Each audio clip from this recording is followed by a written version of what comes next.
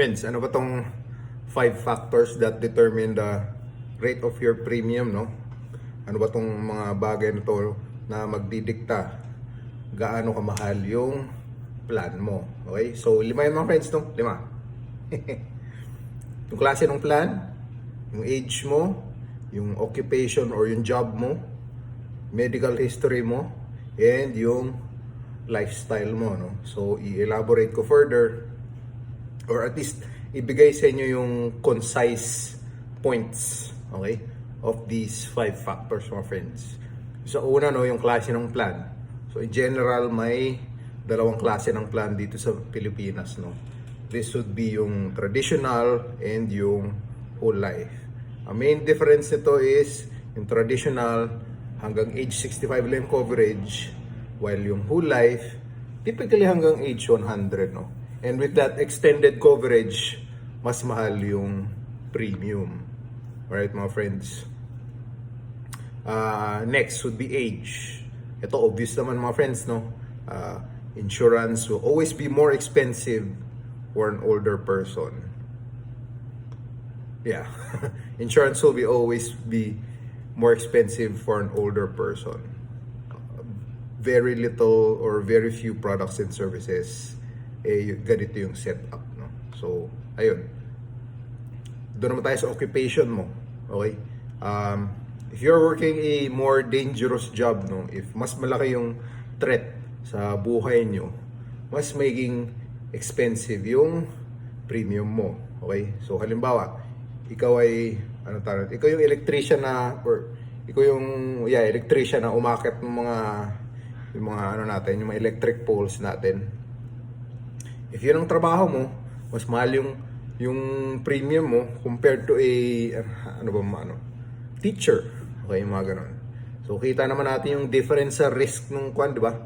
Buhay mo, right? So, kung ikaw yung electrician, kung ikaw ay ma-injure sa trabaho mo, well, usually, parang mas, i-lead, more likely lead to death. Yeah, yun lang yung gusto kong point na i-make. Okay?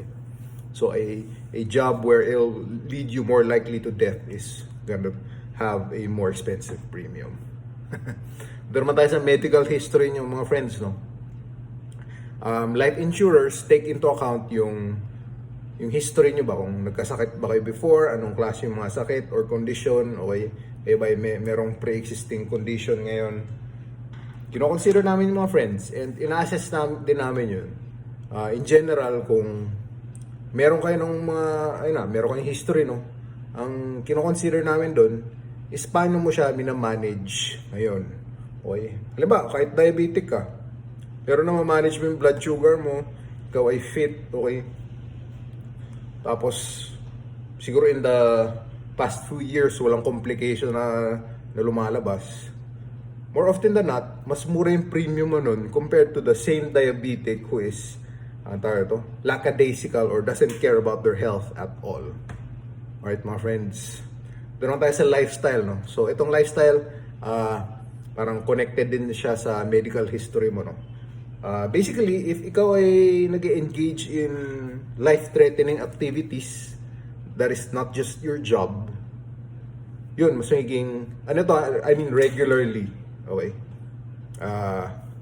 Halimbawa, kung medyo adrenaline junkie ka and every month ka nagsa-skydive o kaya naman madalas ka yung free dive, okay? Kita nyo ba how dangerous that seems? Kung ikaw ay avid na, engaging in those activities, mga friends, mas mahal yung magiging premium mo. Right, mga friends? So, yun ang 5 factors that determine gaano kamahal yung babayaran mo sa plan.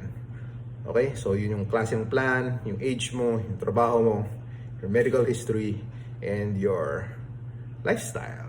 Alright, mga friends? So, yun lang, mga friends, no? Thank you for watching. If gusto mo mag-set ng appointment, click the link in my bio. Okay? Kung gusto mo ng sample or may tanong ka lang, hit me up sa DM. Alright, mga friends? Thank you for watching and see you in the next one.